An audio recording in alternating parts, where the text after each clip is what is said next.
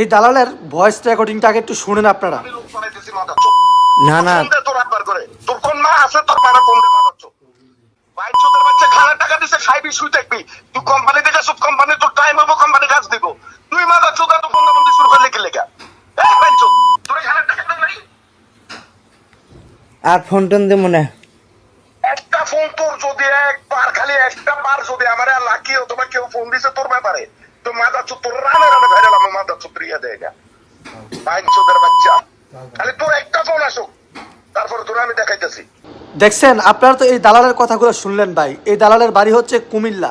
সে এরকমভাবে শত শত লোক এনে তাদের সাথে এরকম ব্যবহার করে, কাউকে কোনো কাজ দেয় না, কোনো ইকামা দেয় না।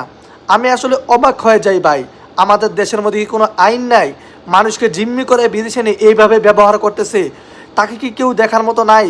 আমাদের প্রবাসী কল্যাণ মন্ত্রীরা, আমাদের দেশের সরকাররা প্রবাসীদের এই সমস্ত বিষয়গুলো কেন দেখে না? কেন এই ব্যাপারে কোনো ব্যবস্থা নেয় না? ভাই আপনারা এই ভিডিওটা প্রচুর পরিমাণে শেয়ার করবেন যেন সরাসরি প্রশাসন এবং প্রধানমন্ত্রীর নজরে এই ভিডিওটা পড়ে, আর এই দালালকে অতি শীঘ্রই আইনের আওতায় আনতে হবে।